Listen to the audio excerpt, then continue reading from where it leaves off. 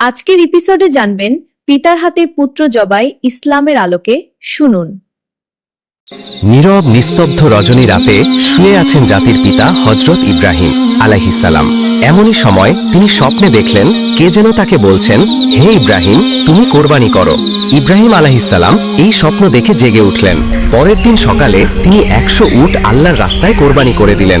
পরের দিন আবারও তিনি শুয়ে রয়েছেন। আবার ভেসে আসলো সেই দৈববাণী, কে যেন তাকে বলছেন, হে ইব্রাহিম, তুমি আল্লাহর রাস্তায় কোরবানি করো।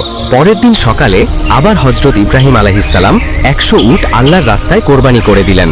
কিন্তু হায়, মনে হয় আল্লাহ পাক রাব্বুল আলামিনের দরবারে তার এই কোরবানি কবুল হয়নি। তাই পরের দিন তিনি আবার যখন বিছানায় শায়িত রয়েছেন, তখন আবার ভেসে আসলো সেই দৈববাণী, হে ইব্রাহিম, তুমি কোরবানি করো। কে জেনে বারবার তাকে বলছে, হে ইব্রাহিম, তুমি আল্লাহর রাস্তায় তোমার সবচাইতে প্রিয় বস্তুটিকে কোরবানি করো। পরের দিন সকালে হযরত ইব্রাহিম আলাইহিসসালাম ভাবতে লাগলেন, আমি পরপর 2 দিন 200 উট আল্লাহর রাস্তায় কোরবানি করলাম, কিন্তু আল্লাহ কি আমার এই কোরবানি কবুল করলেন না? তাহলে কি চাচ্ছেন? আল্লাহ পাক রাব্বুল আলামিন আমার থেকে অনেক ভাবার পরে ইব্রাহিম আলাইহিসসালাম দেখলেন আল্লাহ পাক রাব্বুল আলামিন আমাকে স্বপ্নে বলেছেন, হে ইব্রাহিম, তুমি তোমার জীবনের সবচাইতে প্রিয় বস্তুটিকে আমার রাস্তায় কোরবানি করো। এই পৃথিবীতে আমার সবচাইতে প্রিয় বস্তু হলো আমার সন্তান ইসমাইল। হযরত ইব্রাহিম আলাইহিসসালামের বয়স যখন 86 বছর ছিল, তখন হযরত ইসমাইল আলাইহিসসালাম তার গৃহে পয়দা হয়েছিলেন। আর এই সন্তানটি ছিলেন ইব্রাহিম আলাইহিসসালামের সবচাইতে প্রাণের ও মহব্বতের সন্তান। কেননা এত বার্ধক্য বয়সে তিনি একটি সন্তান লাভ করেছিলেন। এই সন্তানটি ছিল তার বংশধারা জারি রাখার একমাত্র মাধ্যম। কিন্তু আল্লাহ পাক রাব্বুল আলামিন যখন তাকে এই প্রিয় সন্তানটি কোরবানি করার জন্য বারবার তাকে আদেশ দিলেন, ইব্রাহিম আলাইহিসসালাম মনে মনে ধীর সংকল্প করে বললেন, এটাই যদি আল্লাহর অভিপ্রায় হয়, তাহলে যে ইসমাইলকে তার রাস্তায় কোরবানি করতে হবে, তাহলে আমি পিছপা হব না। আল্লাহ পাক রাব্বুল আলামিনের মহব্বত ও ভালোবাসা পাওয়ার পথে দুনিয়ার কোনো কিছুই আমার জন্য বাধা হয়ে দাঁড়াতে পারবে না। এরপরে আল্লাহর নবী হযরত ইব্রাহিম আলাইহিসসালাম তার একমাত্র পুত্র ইসমাইলকে আল্লাহর রাস্তায় কোরবানি করার জন্য দৃঢ় সংকল্প করলেন। যেই ভাবা সেই কাজ। ইব্রাহিম আলাইহিসসালাম তার সন্তান বালককে ইসমাইলকে ডেকে বললেন, হে বৎস, তুমি গোসল করে সুন্দর সুসজ্জিত কাপড় পরে তৈরি হয়ে নাও, আমি তোমাকে নিয়ে একটি দাওয়াতে যাব। শিশু ইসমাইল আলাইহিসসালাম ছোটবেলা থেকেই আত্মীয় স্বজন ও পিতার মহব্বত ছাড়াই লালিত পালিত হয়েছিলেন। ছোটবেলা থেকেই পিতা তার সঙ্গে ছিল না। যখন বালক ইসমাইল আলাইহিসসালাম শুনলেন পিতা তাকে নিয়ে এক জায়গায় দাওয়াতে যাবেন, বালক ইসমাইল মনের আনন্দে নেচে উঠল। তখন তিনি মাতা হাজেরার কাছে গিয়ে বললেন, আম্মাজান, আপনি কি শুনছেন? আব্বাজান আমাকে কি বলছে? আমাকে নিয়ে তিনি নাকি এক জায়গায় দাওয়াত খেতে যাবে। ও আম্মাজান, আপনি তাড়াতাড়ি করে আমাকে গোসল করিয়ে দিন, আমার উত্তম পোশাক সজ্জিত করে দিন, আমি আব্বার সাথে দাওয়াত খেতে যাব। তখন ইসমাইল আলাইহিসসালাম বললেন, আমার যে আর তর্স হইছে না। তখন বিবি হাজেরা বললেন, সত্যিই কি তিনি তোমাকে নিয়ে দাওয়াত খেতে যাবে? হযরত ইসমাইল আলাইহিসসালাম বললেন, আপনি তাকেই জিজ্ঞেস করে দেখুন না। এরপরে বিবি হাজেরা আলাইহিসসালাম ইব্রাহিম আলাইহিসসালামকে জিজ্ঞেস করলেন, ও আমার প্রাণের স্বামী, আমি কি শুনলাম আপনি নাকি ইসমাইলকে নিয়ে একটি দাওয়াতের কাজে যাবেন এবং দাওয়াত খেতে যাবেন? ইব্রাহিম আলাইহিসসালাম বললেন, ও হাজেরা, তুমি ঠিকই শুনছো, ইসমাইলকে গোসল করিয়ে সুন্দর পোশাক পরিয়ে সুসজ্জিত করে দাও, আমি তাকে নিয়ে এক দাওয়াতে যাব। প্রিয় দর্শক, অনেকের মনে হতে পারে হযরত ইব্রাহিম আলাইহিসসালাম আল্লাহর নবী হয়ে বিবি হাজেরা ও ইসমাইল আলাইহিসসালামের সাথে একটা মিথ্যা কথা বলেছেন। কিন্তু মূলত জাতির পিতা ইব্রাহিম আলাইহিসসালাম তাদের সাথে মিথ্যা কথা বলেননি। গভীরভাবে যদি চিন্তা করা হয়, তাহলে ইব্রাহিম আলাইহিসসালামের এই কথাটি সঠিক ও বাস্তবসম্মত ছিল। কেননা তিনি তো ইসমাইল আলাইহিসসালামকে নিয়ে আল্লাহ পাক রব্বুল আলামিনের একটি দাওয়াতেই যাচ্ছিলেন। এরপরে বিবি হাজেরা আলাইহিসসালাম বালক ইসমাইলকে উত্তম রূপে গোসল করিয়ে সুন্দর পোশাক পরিয়ে সুসজ্জিত করে ইব্রাহিম আলাইহিসসালামের কাছে নিয়ে আসলেন। অতঃপর তাকে স্বামীর হাতে তুলে দেওয়ার পূর্বে বললেন, ও আমার প্রাণের স্বামী, ইসমাইলকে আমি ছোট থেকে এই পর্যন্ত লালন পালন করেছি, কিন্তু এর মধ্যে আমি তাকে একটিবারের জন্য আমার দৃষ্টির আড়াল হতে দেইনি। ও আমার প্রিয় স্বামী, আপনি সব সময় তাকে দেখে রাখবেন, কখনোই আপনি তাকে আপনার চোখের আড়াল করবেন না। যতক্ষণ পর্যন্ত না আপনি আর ইসমাইল আলাইহিসসালাম আমার কাছে ফিরে আসছেন, ততক্ষণ পর্যন্ত আমি উদ্বিগ্ন থাকব এবং আপনার পথ পানে এসেই থাকব। আমি আপনার এবং আমার পুত্রের পানে চেয়েই আমার সময় কাটাবো। হজরত ইব্রাহিম আলাইহিসসালাম বিবি হাজেরার এই কথা শুনে কোনো কিছুই উত্তর করল না। তার হৃদয়ের মধ্যে এক তুফান বয়ে যাচ্ছিল। তিনি মুখ ফুটে কোনো কথা বিবি হাজেরাকে বলতে পারছিল না। তার অশ্রুজেন দু চোখ বেয়ে বেরিয়ে আসতে চাচ্ছিল, কিন্তু তিনি তার অশ্রুগুলোকে আল্লাহ পাক রব্বুল আলামিনের মহাব্বতের দরিয়ায় চাপা দিয়ে রেখেছিলেন। এরপরে হজরত ইব্রাহিম আলাইহিসসালাম বালক ইসমাইলকে নিয়ে চলতে লাগলেন মিনার পাহাড়ের দিকে। অভিশপ্ত ইবলিশ যখন দেখল জাতির পিতা হজরত ইব্রাহিম আলাইহিসসালাম আল্লাহ পাক রব্বুল আলামিনের আদেশ পালনার্থে একমাত্র পুত্র সন্তানকে জবন করার জন্য তিনি ধীর সংকল্প করেছে, তখন তারা সহ্য হল না।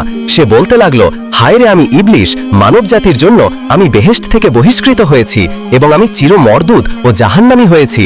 আর সেই মানব জাতির একজন সন্তান ইব্রাহিম আল্লাহ পাক রব্বুল আলামিনের আদেশ পালন করে তার প্রিয়জন হবে। এটা আমি কিভাবে সহ্য করব? কোনোভাবে এটা হতে দেওয়া যাবে না।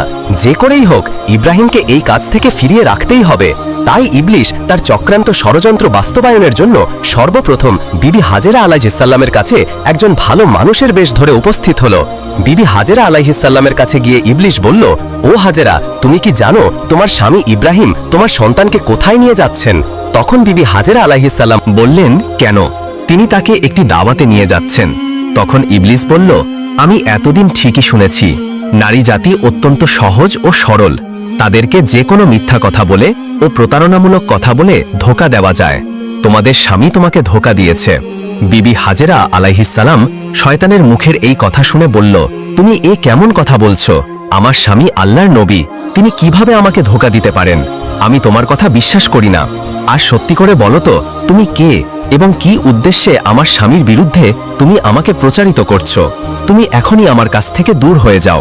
ইবলিস বলল, ও হাজেরা, এখন তো তুমি অত্যন্ত তেজের সাথে কথা বলছো, কিন্তু কালকে যখন দেখতে পাবে সত্যি ইব্রাহিম তার সন্তান ইসমাইলকে জবেহ করে দিয়েছে, তখন দেখা যাবে তোমার এত তেজ কোথায় থাকে। বিবি হাজেরা এবার বিরক্ত হয়ে বললেন, আচ্ছা, তুমি কি বলতে যাচ্ছ? একটু খুলে বলো তো। শয়তান তখন বলল, আমি সে কথা বলার জন্য তোমার কাছে এসেছি। তখন বিবি হাজেরা বললেন, তুমি কি আমাকে বুঝিয়ে বলতে পারো এর কি কোনো যুক্তি হয়? একজন পিতা কেন তার একমাত্র নিরপরাধ সন্তানকে জবেহ করবে? শয়তান বলল, হাজেরা, ইব্রাহিম খামাখায় ইসমাইলকে জবেহ করে না। আল্লাহ পাক রব্বুল আলামিন তাকে নির্দেশ দিয়েছেন তিনি যেন ইসমাইলকে তার রাস্তায় জবেহ করে। সে কারণে ইব্রাহিম আলাইহিসসালাম তোমার পুত্র ইসমাইলকে তার পাহাড়ের দিকে নিয়ে যাচ্ছে। এখনো সময় আছে, তুমি তাড়াতাড়ি করে ইসমাইলকে তার হাত থেকে রক্ষা করো, নাইলে দেখবে ইব্রাহিম তোমার পুত্র ইসমাইলকে আল্লাহর আদেশ পালন করতে গিয়ে জবেহ করে ফেলবে। তখন বিবি হাজেরা এবার শয়তানের কথা শুনে বললেন, আল্লাহ পাক রব্বুল আলামিন দুনিয়ার এতগুলো মানুষের মধ্য থেকে যদি আমার পুত্র ইসমাইলকে তার রাস্তায় জবেহ করার জন্য কবুল করে থাকেন, তাহলে এর চাইতে বড় সৌভাগ্যের বিষয় তো আমার জন্য আর কিছুই হতে পারে না। শুধু একজন ইসমাইল নয়, আল্লাহ পাক রব্বুল আলামিন যদি আমাকে হাজার হাজার সন্তান দিতেন, আর সেই হাজার হাজার সন্তানকেও যদি আল্লাহ পাক রব্বুল আলামিনের রাস্তায় কুরবানি করার জন্য আল্লাহ পাক যদি আমাদেরকে আদেশ দিতেন, আমি খুশি মনে তাদের সকলকেই আল্লাহ পাক রব্বুল আলামিনের রাস্তায় জবেহ করে উৎসর্গ করে দিতাম। আমি বুঝতে পেরেছি তুমি মরদুদ, তুমি ইবলিশ, আর তুমি আমাকে ধোঁকা দিতে ও প্ররোচিত করতে এসেছো।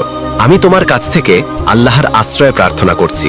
তিনি বললেন, আউযু বিল্লাহি মিনাশ শাইতানির রাজিম, লা হাওলা ওয়ালা কুওয়াতা ইল্লা বিল্লাহিল আলিয়্যুল আযীম। ও ইবলিশ, তুমি এখনই আমার চোখের সামনে থেকে দূর হয়ে যাও। বিবি হাজেরা আলাইহিসসালামের এই তেজদীপ্ত বক্তব্য শুনে ইবলিশ আর তার কাছে টিকতে পারল না। অতঃপর সে সেখান থেকে পাগলা কুকুরের মতো লেজ গুটিয়ে পালিয়ে গেল। ইবলিশ যখন দেখল বিবি হাজেরাকে ধোঁকা দিয়ে কোনো রকমই কাজ করা যাচ্ছে না, তখন সে চিন্তা করতে লাগল, যাই বালক ইসমাইলকে গিয়ে এবার ধরি। হজরত ইসমাইল আলাইহিসসালাম হজরত ইব্রাহিম আলাইহিসসালামের পিছনে পিছনে চলতেছিলেন এবং তিনি কিছুটা তার পিছনেই ছিলেন। ইবলিশ তখন ইসমাইল আলাইহিসসালামকে হাতের ইশারায় ডেকে ইব্রাহিম আলাইহিসসালাম থেকে আরো দূরত্বে নিয়ে গেল। এরপর সে ইসমাইল আলাইহিসসালামকে বলল, ও ইসমাইল, তুমি কি জানো তোমার পিতা তোমাকে কোথায় নিয়ে যাচ্ছে? ইসমাইল আলাইহিসসালাম বললেন, কেন দাওয়াত খেতে নিয়ে যাচ্ছে? তখন ইবলিশ বলল, ওহে বালক, তুমি তো অত্যন্ত কচি ও ছোট, তোমার মন সাদাসিদে ও ভোলাবালা, তাই তোমার পিতা তোমাকে দাওয়াত খাওয়ার কথা বলে ধোঁকা দিয়েছে। তখন ইসমাইল আলাইহিসসালাম বললেন, তুমি এ কেমন কথা বলছো? কেন আমার পিতা আমাকে ধোঁকা দিবে? আমি তার একমাত্র সন্তান, আর এতদিন পরে তিনি আমার সাথে দেখা করতে এসেছেন। ধোঁকা দেওয়ার উদ্দেশ্য কি হতে পারে? তখন ইবলিশ বলল, ও ইসমাইল, তুমি জেনে রাখো তোমার পিতা তোমাকে দাওয়াত খাওয়ার কথা বলে ধোঁকা দিয়ে জবেহ করার জন্য নিয়ে যাচ্ছে। মিনার পাহাড়ে গিয়ে তিনি তোমাকে জবেহ করে দিবেন। তখন ইসমাইল আলাইহিসসালাম বললেন, এটার কি কোনো যুক্তি হতে পারে যে কোনো পিতা তার একমাত্র সন্তানকে বিনা কারণে জবা করে দিবেন? ইবলিশ তখন বললেন, ও ইসমাইল, তোমার পিতা বিনা কারণে তোমাকে জবা করবে না। আল্লাহ পাক রব্বুল আলামিন তাকে নির্দেশ দিয়েছেন তিনি যেন তোমাকে তার রাস্তায় কোরবানি করেন, আর আল্লাহর নির্দেশ পালন করার জন্যই তোমার পিতা তোমাকে মিনার পাহাড়ে জবেহ করার জন্য নিয়ে যাচ্ছেন। তখন ইসমাইল আলাইহিসসালাম বললেন, আল্লাহ পাক রব্বুল আলামিন এই দুনিয়াতে এত এত মানুষের মধ্য হতে যদি আমাকেই তার রাস্তায় জবেহ করার জন্য কবুল করে থাকেন, তাহলে এর চাইতে বড় সৌভাগ্য বিষয় আর কি বা হতে পারে? আমি বুঝতে পেরেছি তুমি হলে ইবলিশ। ও ইবলিশ, তুমি জেনে রাখো, আল্লাহ পাক রব্বুল আলামিন যদি আমাকে লক্ষ কোটি জীবন দিতেন, আর সেই লক্ষ কোটি জীবনকেও আল্লাহ পাক রব্বুল আলামিন যদি তার রাস্তায় কোরবানি করার জন্য কবুল করতেন, তাহলে আমি প্রতিবারই আল্লাহ পাক রব্বুল আলামিনের রাস্তায় কোরবানি হওয়ার জন্য প্রস্তুত থাকতাম। ও ইবলিশ, তুমি আমার কাছ থেকে এখনই দূর হয়ে যাও, আমি তোমার থেকে আল্লাহর কাছে আশ্রয় প্রার্থনা করছি। তখন ইসমাইল আলাইহিসসালাম বললেন, আউযু বিল্লাহি মিনাশ শাইতানির রাজিম। এরপরে হযরত ইসমাইল আলাইহিসসালাম ইবলিশকে লক্ষ্য করে পাথর মারতে লাগলেন। ইসমাইল আলাইহিসসালামের সেই স্মৃতির চরণ করে আজ পর্যন্ত হাজিরা হজে গিয়ে সেই শয়তানের গায়ে পাথর নিক্ষেপ করে। এরপরে হযরত ইব্রাহিম আলাইহিসসালাম পুত্র ইসমাইলকে নিয়ে মিনা প্রান্তরে উপস্থিত হলেন। তাফসিরে রুহুল মানিতে রয়েছে, ইসমাইল আলাইহিসসালামকে জবেহ করার পূর্বে জাতির পিতা হযরত ইব্রাহিম আলাইহিসসালাম তার সাথে একটি পরামর্শ করে নিতে চাইলেন। কোরআনের ভাষায় ইব্রাহিম আলাইহিসসালামের সেই পরামর্শের বাক্যগুলি ছিল এইরূপ। তিনি বললেন, ইন্নি আফিল মানামা ইন্নি জাবিহুম ফানজুর মাজা তারা। তিনি বললেন, হে আমার বৎস, আমি স্বপ্নে দেখছি যে আমি তোমাকে জবেহ করছি, এখন তোমার অভিমত কি বলো? তখন ইসমাইল আলাইহিসসালাম বলল, হে আমার পিতা, আপনি যা আদিষ্ট হয়েছেন তাই করুন। আল্লাহ ইচ্ছা করলে আপনি আমাকে ধৈর্যশীলদের অন্তর্ভুক্ত পাবেন। হযরত ইসমাইল আলাইহিসসালামের এইরূপ জবাব শুনে ইব্রাহিম আলাইহিসসালাম অত্যন্ত খুশি হলেন। তারপর ইসমাইল আলাইহিসসালাম তার পিতাকে লক্ষ্য করে বললেন, ওহে আব্বাজান, আপনি তো আমাকে জবেহ করে দিবেন, তার পূর্বে আমার কয়েকটি অনুরোধ রয়েছে। আপনি কি দয়া করে আমার সেই অনুরোধগুলি রক্ষা করবেন? তখন ইব্রাহিম আলাইহিসসালাম বললেন, বৎস, তুমি তোমার আরজিগুলো পেশ করতে পারো, আমি সেগুলিকে যথাসাধ্য রক্ষা করার চেষ্টা করব। তখন হযরত ইসমাইল আলাইহিসসালাম বললেন, ওহে আব্দাজান, আমাকে জবেহে করার পূর্বে আমার হাত পা উত্তম রূপে বেঁধে নিবেন। দেখা যায় জবেহে করার সময়ে জীবজন্তুগুলি তাদের হাত পা ছোড়াছুড়ি করে, তেমনিভাবে মৃত্যু যন্ত্রণা সহ্য করতে না পেরে আমিও যদি আমার হাত পাগুলি ছোড়াছুড়ি করি, তা যদি আপনার শরীরে লেগে যায়, এতে আমার বেয়াদবি হবে, আর আমি চাই না মৃত্যুর পূর্বে আমার পিতার সাথে আমি বেয়াদবি করি। অতএব হে আব্বাজান, আপনি আমার এই অনুরোধ রক্ষা করবেন। আর দ্বিতীয়ত হলো, আমাকে জবেহে করার সময় আপনি আমার চক্ষুদয় ভালোভাবে কাপড় ধারা বেঁধে নিবেন, কেননা জবেহে করার সময় যদি আমার দৃষ্টি আপনার চেহারায় পড়ে, তাহলে আপনার প্রতি আপনার দয়া হবে, যাতে আপনার জবেহের কাজে ব্যাঘাত সৃষ্টি হবে। আমি চাই না আমার চেহারার কারণে আপনি আল্লাহ পাক রাব্বুল আলামিনের আদেশ পালন করতে কোনরূপ বাধার সম্মুখীন হন। আর তৃতীয়ত হলো, আমার যে আবদার তা হলো, কোরবানি করার পরে যখন আপনি গৃহে প্রত্যাবর্তন করবেন, তখন আমার রক্তমাখা জামাকাপড়গুলি নিয়ে আমার জনম দক্ষিণী আম্মার নিকট সমর্পণ করবেন এবং তাকে আমার সালাম জানাবেন, আর বলবেন যে তার এই ত্যাগের বিনিময়ে আমরা একত্রে বেহেশতে অবস্থান করতে পারব। এবং তাকে আরও বলবেন যে আল্লাহ পাক রাব্বুল আলামিন তার নির্দেশ পালন করার যে তৌফিক আমাদেরকে দিয়েছেন, তার জন্য তিনি যেন শুকরিয়া আদায় করেন এবং তিনি যেন আমার জন্য কোনো রূপ দুঃখ প্রকাশ না করেন। পুত্রের মুখে এই কথাগুলো শ্রবণ করে হযরত ইব্রাহিম আলাইহিসসালাম অত্যন্ত সন্তুষ্ট হলেন। তিনি তার অস্থিনের নিচে পূর্বেই একগাছা দড়ি ও একখানা ছুরি লুকিয়ে রেখেছিলেন। তারপর তিনি সেই দড়ি বের করে হযরত ইসমাইল আলাইহিসসালামের হাত ও পা ভালো মতো বেঁধে নিলেন। এরপরে তার চোখে একখানা কাপড় বেঁধে নিলেন। তারপর হযরত ইসমাইল আলাইহিসসালামকে জবেহে করার জন্য মাটিতে শুইয়ে নিলেন। জাতির পিতা হযরত ইব্রাহিম আলাইহিসসালাম তার হাতে ছুরি নিয়ে প্রস্তুত রয়েছেন। তিনি জবেহে করবেন তার একমাত্র সন্তান ইসমাইলকে। তিনি এর মাধ্যমে চাচ্ছেন আল্লাহর আদেশ পালন করতে। তিনি সংকল্প করেছেন যে আল্লাহর আদেশ পালন করতে তাকে পৃথিবীর কোনো শক্তি বাধা দিতেই পারবে না। পিতা তার পুত্রের গলায় ছুরি চালিয়ে দিবেন আল্লাহর প্রেম ও মহব্বতে মাতোয়ারা হয়ে। এই দৃশ্য দেখে আসমান ও জমিনের ফেরেশতারা প্রকম্পিত হয়ে যাচ্ছে। তারা আল্লাহর তাসবিহ ও পবিত্রতা ঘোষণা করে যাচ্ছে। এরপরে হযরত ইব্রাহিম আলাইহিসসালাম পুত্র ইসমাইলের গলায় ছুরি চালাতে যাবেন। এমন সময় আল্লাহ পাক রাব্বুল আলামিন ছুরিকে নির্দেশ দিলেন, হে ছুরি, খবরদার তুই ইসমাইলের গলার একটি পশমও কাটবি না। তুই যদি ইসমাইলের গলার একটি পশমও কাটিস তাহলে তোর জন্য আমি জাহান্নামের আগুনকে অবধারিত করে দিব। তারপর হজরত ইব্রাহিম আলাইহিসসালাম বিসমিল্লাহ বলে পুত্র ইসমাইলের গলায় ছুরি চালিয়ে দিলেন। কিন্তু ছুরি তো পূর্বেই আল্লাহর নির্দেশ পেয়েছে। সে আল্লাহর ভয়ে ভীত হয়ে ইসমাইল আলাইহিসসালামের গলায় একটি পশমও কাটল না। ইব্রাহিম আলাইহিসসালাম বারবার ইসমাইল আলাইহিসসালামের গলায় ছুরি চালাচ্ছেন, কিন্তু কোনোরূপেই তিনি তার গলা কাটতে সক্ষম হচ্ছিল না। তখন হজরত ইসমাইল আলাইহিসসালাম তার পিতাকে বললেন, আব্বাজান, আপনি সম্ভবত আমার স্নেহের প্রভাবে প্রভাবিত হয়ে জোরে ছুরি চালাতে সক্ষম হচ্ছেন না। ও আব্বাজান, আপনি আপনার গায়ের সমস্ত শক্তি দিয়ে ছুরি সঞ্চালন করুন। আমরা যদি আল্লাহ পাক রব্বুল আলামিনের আদেশ পালনে ব্যর্থ হই তাহলে আমাদের দুজনকেই জবাবদিহি করতে হবে। ইসমাইল আলাইহিসসালামের এই কথা শুনে পুনরায় হজরত ইব্রাহিম আলাইহিসসালাম তার গায়ের সমস্ত শক্তি দিয়ে ইসমাইলের গলায় ছুরি চালাতে লাগলেন, কিন্তু তারপরেও ছুরি হজরত ইসমাইলের একটি পশমও কাটতে পারল না।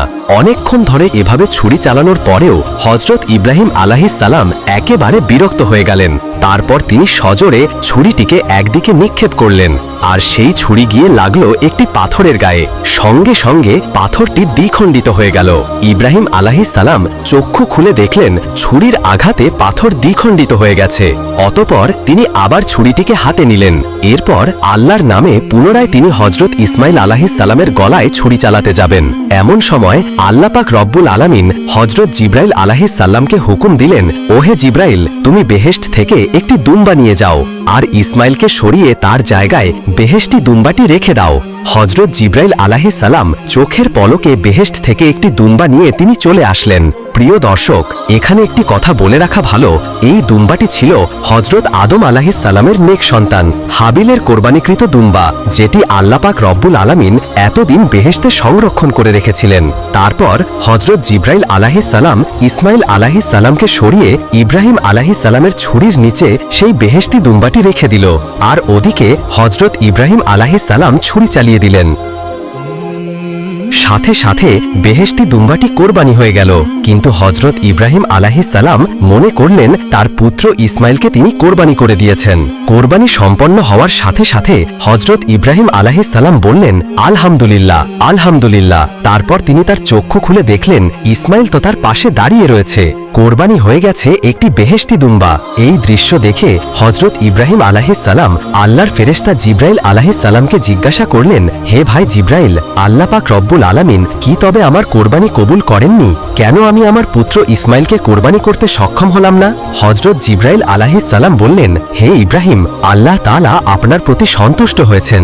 আপনি তার নির্দেশ পালন করতে গিয়ে স্বীয় পুত্রকে কোরবানি করতে উদ্যত হয়েছিলেন, এবং আপনার পুত্র যেভাবে আল্লাহর নির্দেশ মান্য করে স্বীয় প্রাণ তার রুহে উৎসর্গ করতে প্রস্তুত হয়েছিলেন, তাতেই আল্লাহ পাক রব্বুল আলামিন আপনাদের পিতা ও পুত্রের উভয়ের ওপরে অত্যন্ত সন্তুষ্ট হয়েছেন। তিনি আপনাদের উভয়কে পরীক্ষা করেছিলেন এবং আপনারা সেই পরীক্ষায় উত্তীর্ণ হয়েছেন। তাই আল্লাহ পাক রব্বুল আলামিন আপনার উপর সন্তুষ্ট হয়ে বেহেশত থেকে একটি দুম্বা প্রেরণ করেছেন, আর সেই দুম্বাটিকেই আপনি কোরবানি করেছেন। হজরত জিব্রাইল আলাইহিসসালামের মুখ থেকে এই কথা শ্রবণ করার পরে হজরত ইব্রাহিম আলাইহিসসালাম পুনরায় আল্লাহ পাক রব্বুল আলামিনের শুকরিয়া আদায় করলেন। আল্লাহ পাক রব্বুল আলামিন হজরত ইসমাইল আলাইহিসসালামকে কোরবানি দেওয়ার সর্বশেষ পরিস্থিতির ওপরে আল কোরআনে উল্লেখ করেছেন, লাম আসলাহা ওয়াজাবিন ইব্রাহিম মুহসিন ইন্নাহু মিনাল মুহসিনিন। আল্লাহ পাক রব্বুল আলামিন বললেন, অতঃপর তারা যখন উভয় আল্লাহ পাক রব্বুল আলামিনের অনুগত্য প্রকাশ করল এবং ইব্রাহিম তার পুত্রকে জবেহ করার জন্য কাঁধ করে শায়িত করল, আর তখনই আমি তাকে আহ্বান করে বললাম, হে ইব্রাহিম, তুমি তোমার স্বপ্নের আদেশ সত্যিই পালন করলে, আর এভাবেই আমি সৎকর্ম পরায়ণদেরকে পুরস্কৃত করে থাকি। নিশ্চয়ই এটা ছিল একটা স্পষ্ট পরীক্ষা, আর আমি তার পরিবর্তে এক পুষ্ট জন্তু জবেহ করেছিলাম, এবং আমি তা পরবর্তীদের জন্য নিদর্শন করে রেখেছি। ইব্রাহিমের ওপর শান্তি বর্ষিত হোক। এভাবেই আমি সৎকর্ম পরায়ণদেরকে পুরস্কৃত করে থাকি। প্রিয় দর্শক, এই ছিল হজরত ইব্রাহিম আলাইহিসসালাম কর্তৃক তার পুত্র ইসমাইল আলাইহিসসালামকে কোরবানি দেওয়ার কাহিনী। আল্লাহ পাক রব্বুল আলামিন জাতির পিতা হজরত ইব্রাহিম আলাইহিসসালামের এই ত্যাগ তিতিক্ষা ও আল্লাহর প্রেম থেকে আমাদেরকেও শিক্ষা লাভ করার তৌফিক দান করুন। সকলেই কমেন্ট বক্সে লিখুন আমিন। এরকম নিত্য নতুন ইসলামিক ঘটনা পেতে অবশ্যই আমাদের এই চ্যানেলটি সাবস্ক্রাইব করে পাশে থাকবেন। তো দেখা হচ্ছে পরবর্তী ভিডিওতে। সে পর্যন্ত আল্লাহ পাক রব্বুল আলামিন আপনাদের সকলকে ভালো রাখুন।